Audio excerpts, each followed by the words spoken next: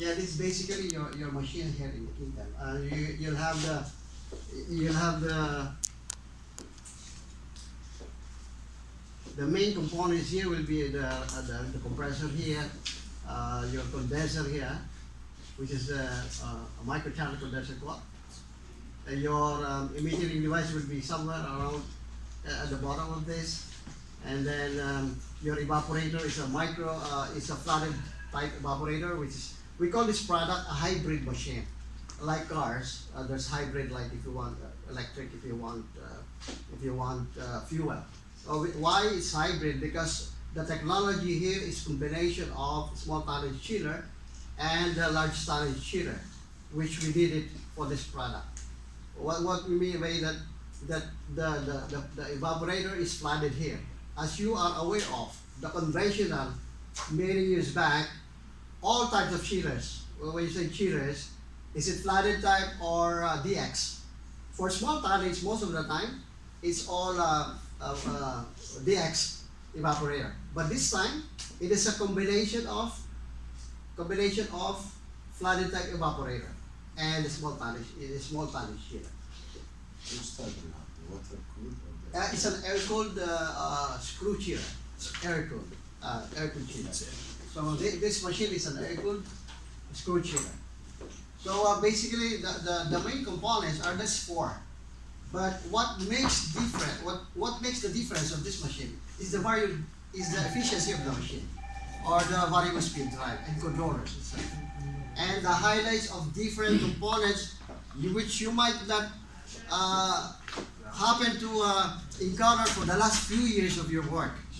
We have receipt chillers, we have screw chillers, we have also other screw chillers, but not as the same as this, because we have also YLA chillers, which is screw chillers. We have also YCL chillers. YCL is screw chillers. We have receipt chillers. But today we have a screw chillers. It's totally different from this chiller. This is already the third, almost like third generation of the VSD. You see that the company is eyeing for more innovations and innovative and efficiency. Now, to learn more of this product, let me go through on the system of overview of this product. So, just to go ahead, these are line of products which we have, which air-cooled, part of that is the YVAA, and the other water-cooled. These big chillers, big tonnage. We have here, your machine is a 295, 293, so it's almost like 200 plus tons of refrigeration. The others here are so big, up to 6,000 tons of refrigeration per ton. So we will concentrate on your machines, which we have here in the product line. This machine is like the grandfather of this machine. Means to say that we have this YCAV variable speed drive as well. When it was offered and launched in the beginning in 2004, this machine. And then after that, there's a YCIV, which was launched in 2006. And in 2010, we have this machine, which up to date is like the global standard best business practices for small tonnage globally.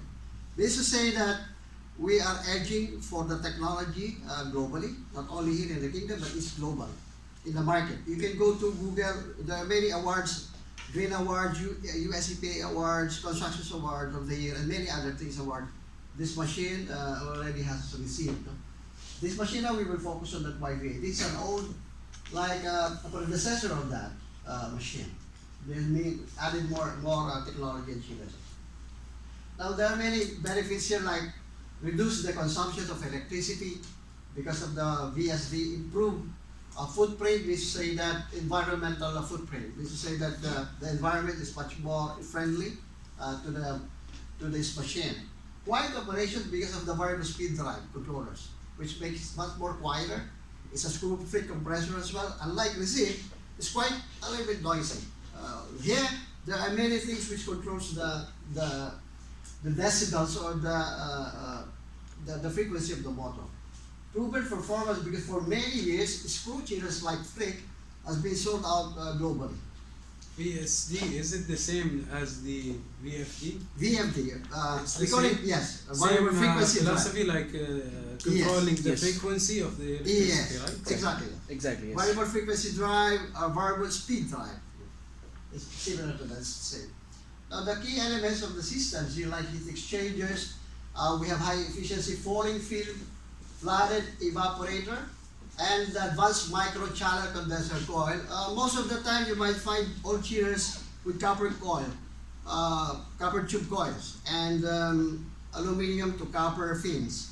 Nowadays, the new technology, the trends of all in the market nowadays, you'll find out are micro channel condenser coil. It's very efficient technology. It's not an old type design because the design of this is like similar to your radiator in the vehicle. If you put water in your radiator, it's similar to that. That technology is not cover, new. cover or aluminum? It's an aluminum, but the design is very robust, more rigid. It holds very less refrigerant in the condenser. Unlike copper tube, copper coil, nowadays the copper tube cost is higher, leaks are much more higher, and many other things. And and the galvanic corrosion is there if you have two different metals. I'm sure you are aware of galvanic corrosion. These two different metals react with each other and makes that corrosion. So these are aluminum to aluminum. So there's no galvanic corrosion like that as well. And the microchannel coil holds very less refrigerant in the condenser. So that makes it very efficient. You will find out much more later on when we discuss much more on the performance of each components. The controls are like leveraging as the technology which is variable speed drive, okay, which is very old technology for us. In 1979, the variable speed drive has been used by York International since then. So it's not new from the industry, from us, variable speed drive or variable frequency drive. So it was quite a long time. In 1979, York International or Johnson Controls now is the world's first, to introduce variable speed drive in large tonnage chillers at the time. Today, in 2004, VSD has been introduced by York International, Johnson Controls, to a screw compressor. So we are the world's first to introduce this for screw. The other companies are trying to match this thing, and now they're eye on that for new technology. So we are world's first on this as well. So VSD drive, no compressor. And for screw compressor fit is proven in the industry for many years back until today. So globally, we are at the edge of this screw compressor Frick, which is manufactured in Frick, Renault, USA. So it's a USA based. Basically all of this machine. So we have a hybrid falling film evaporator. It's a flooded type. It's a new technology, somewhat like from small tonnage using DX instead of DX, shell and tube, whereby in DX the water is in the shell, in the tube is refrigerant. Today you have a small tonnage chiller whereby it's a tube and shell, whereby the refrigerant is in the shell and in the tube it's water. So there will be a twist here. So try to be focused on this machine because you might find it quite unusual, this technology, but that the design makes it much more higher efficient because of that. So even the falling film evaporator is a technology which been designed by our Frick factory. We have this compressor VSD, what we mentioned. This is a VI, which is a variable volume ratio compressor. This is an option now, which will add a little bit of higher efficiency if you have this one. Yes. Microchannel condenser coil, what you mentioned, which is a pure aluminum to aluminum, and VSD condenser fan if you have a condenser fan, a VSD also for condenser fans. You have this, we already shared it with you, in deep details of that. If you will go through that later on as your reference, all of the data you would like to learn about the VSD, you just can go through that later on in your own pace time. So maybe when you address this thing. Today we will highlight the most important thing for each and every component, the functionality and location and whatever you might find it very useful for this session. The Now for the flooded type evaporator on this system. Sorry to interrupt, but I need to bring something to your mind that we have here lecture before. One day, from York, another engineer, he explained to us about the hybrid type evaporator, about the VSD and the condenser microchannel and the expansion valve, the major component. He explained to us how we can save the efficiency and the power and the cost of running. But we have now, because it will be the one day only for training here. Tomorrow there will be another. It's okay. One, two, But we have two big major questions we need to just ask for you while you are here, so you can provide the little experience for that side, because these people are operators. Yes. They're interested more, please, in the loading and unloading processes. We will go to that. Yeah, and the major common failures and troubleshooting We problems. will go to that. These only the two I need to ask. We will go to that. If you allow me to go through, and then we It's will okay. go It's ahead. okay. I just Yes. this our We will only address question. that one. Don't worry. We will address that one. Before noon we can address this, right? By before noon we can address this question. Sure, yeah, Yeah. yeah. By before afternoon, before November, we will cover this These portion. It's okay. Because, look, gentlemen, I'm here. So another guy who delivered, because I don't know what he delivered. No, we Well, delivered. we're confident. No, we delivered the exactly the making VSDs and evaporator and control The micro advantage channel. of the all this. YVAA, as you explained. Ahmed, if you don't mind. And if you allow Even me, if they it's okay. repeat, no problem. if you allow me Even to if go they through, repeat, so that we will know more. Yes. No problem. Even if they repeat what they But I need to have take the chance to.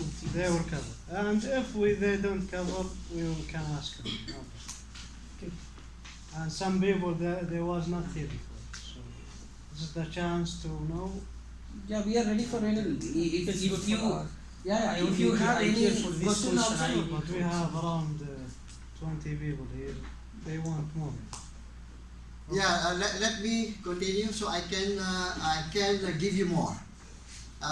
If there any question later, you can address it. Yeah. So I'll try to give you as much as I can. Sure. Because this machine is not new to me. I've been delivering this since 2010 and 2004. Okay. Even in the beginning of our training center.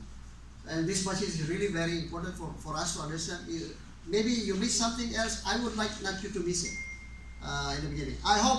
I'm sure my colleague was giving you something else. But if you feel that you already got it, then maybe perhaps the others has little chance of getting it. Yeah. So this is what I would like not to miss everyone else. Good for you. It's if okay. you I have am this. just adding these questions. Yes, please. Our We suggestions. just Later want to on, highlight. please add it. To highlight. Just highlight this question later on that you did not mention it. I asked you. Okay, so let me just highlight for the others so that others will understand. Just to review, that this machine has two sections here. There will be two circuits over here, two compressors. One is the other side, which will be connected to the other side, and the other will be connected to the other side. And the outlet of this is from top, and inlet is at the bottom. You know very well at the bottom. Why do you think that the inlet is there and we have a bundle of tube at the beginning here?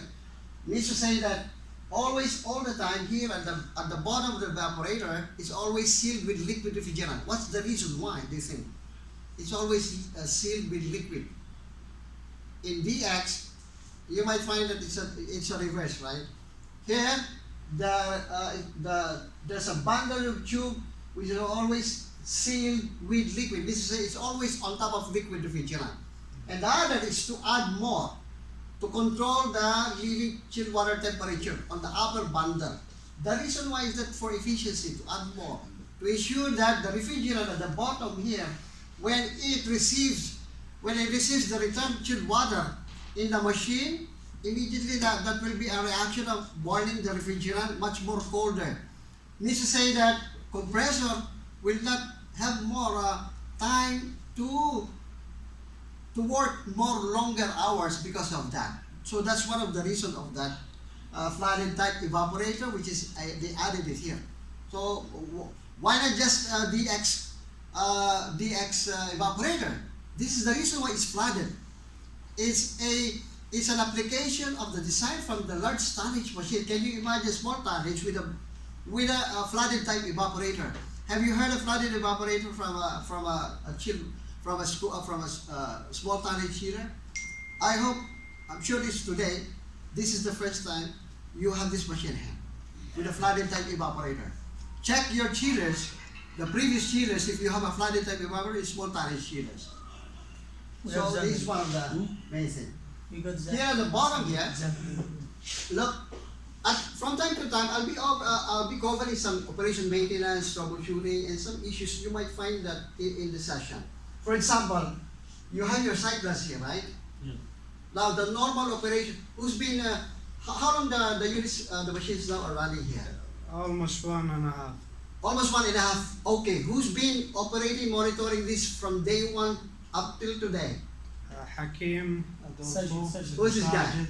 Now, in fully loaded condition, this side glass will be what? What is the level of that? If you observe, fully loaded. Well, they don't fully hand it over to them, but later on they will. But they attended the session previously. How about you? You attended the session last time. Yeah.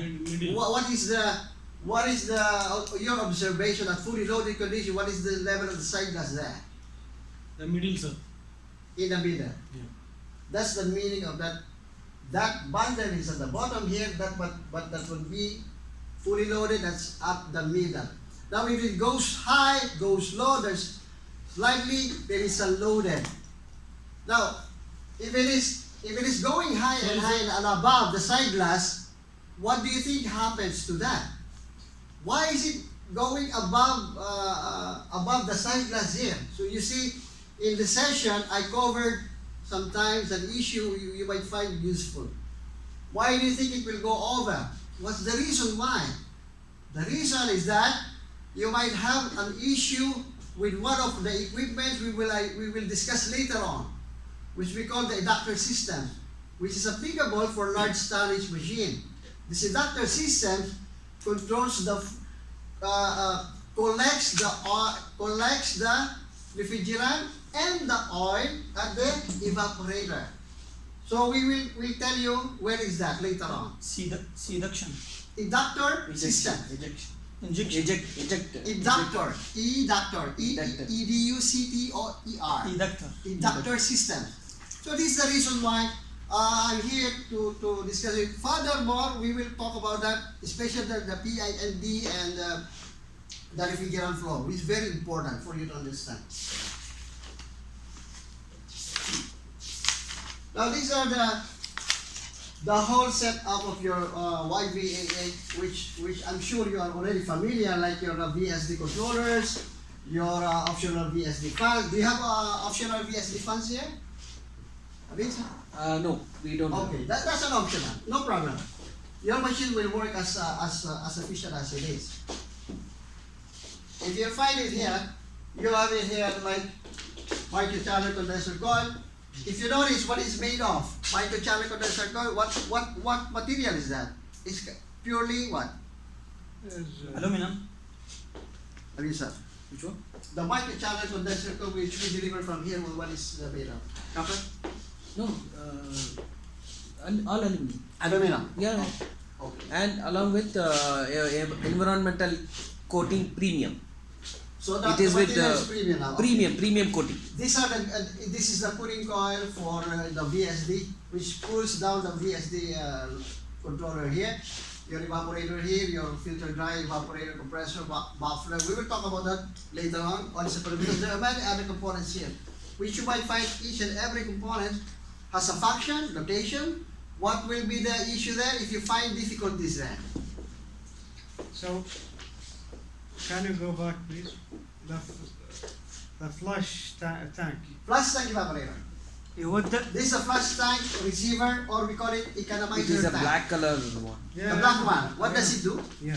Well, the function of that is like, we call it economizer tank, receiver tank, because it receives liquid refrigerant. It's like a standby refrigerant from the system as well, and added efficiency to the totality of the machine, which is a support to the flooded type evaporator as well. It is like the condenser, whatever it cools down, it will come and store in flash tank for some time, and then from there it goes to the evaporator. But because it is stored, it gives efficiency more in the system. It adds more. So when it receives liquid here, it cools down the liquid much more. What happens is that the compressor will not work more longer because of that. That's why we call it economizer. To economize, to save some cost additionally to the VSD. So every component, every machine, every equipment added to the system added more efficiency and values to the machine. So one at a time we will go to the, especially to the, this is a top view where the flush tank evaporator is there, your filter dryer, your compressor and your oil separator is here.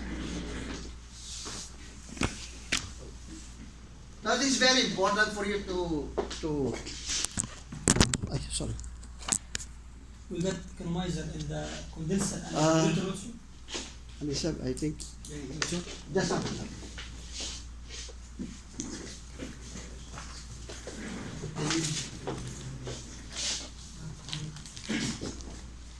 Yeah. This is one.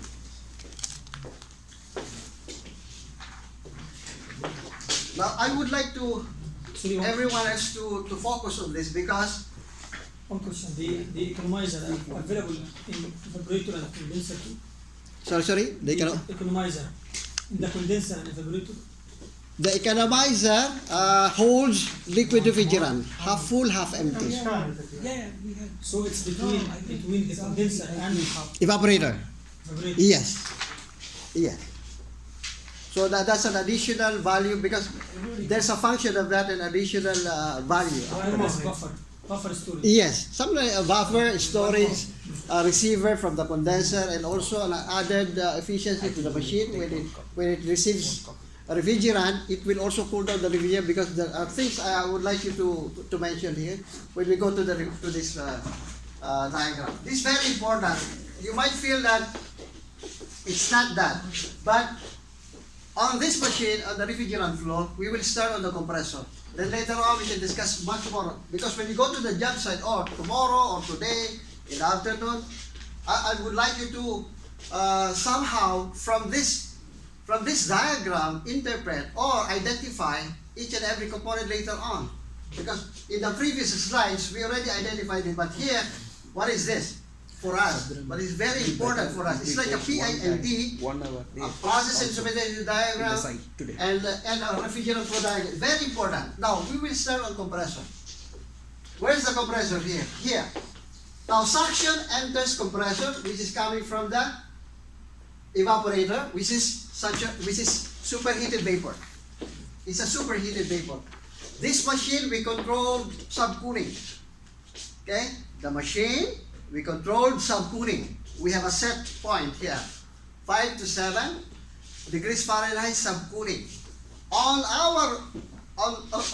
the previous generation of this, we control superheat. The reason why is that this is a flooded type evaporator. So there's a difference there. If you happen to encounter YCIV chillers or YCIV, we control superheat there. Here, we control subcooling. The reason why is that why subcooling? We have sensors and transducers there at the liquid line. This is the reason why. And also at the same time, it's a flooded type evaporator. Now, starting from compressor, superheated vapor. Do we have a flip chart here? Flip chart? To write. If someone can bring a flip chart, I could somehow relate this to what. Maybe later on. Let me continue. Gentlemen, from evaporator, flooded type evaporator, superheated vapor. What we mean superheated vapor? It's not saturation. The reason why we call it superheated is that ensuring that there's no There's no liquid will enter the compressor. Okay? That's the main reason of superheating it. Efficiency loss is very minor, but the issue here is compressor. Even as a screw, if liquid enters the compressor, it will break as well. Even a very minor liquid enters there. This is the reason why it is superheated by 5 to 10 degree Fahrenheit of superheat. So it enters here, superheated, there should be no liquid at all, totally, goes to the compressor, compress the gas, and then discharge it here as a discharge high pressure, high temperature. This one is a low pressure, low temperature, superheated vapor. When it enters here, it immediately compresses gas here as it goes along and fully loaded. Now the loading sequence will be like 0.2 hertz per second. So loading is very precise because it's a frequency drive, gentlemen. It's not like reciprocating chillers. The reciprocating chillers will go for 25% loading. Can you imagine 25% loading versus horsepower? It's huge. If it's a 200 ampere multiplied by 0.25, that will be the loading at the beginning. Here, you load by frequency, 0.2 hertz. What is the starting current of this? No inrush current. Almost nothing. It's comparable to if you have a split unit here, a window type or a split unit, 1.5 ton or 1 ton, a starting current of that is around 10 to 15 ampere. A 200 or 100 tons or 200 tons of machine here can start only at 15 ampere. Can you imagine the starting current? Very, very efficient in compared with other reciprocating chillers or machines. This is the beauty of the VSD here. So what's the meaning of that? The power factor, if you are electrical engineer or electrical people, the power factor is what? Very high. 95%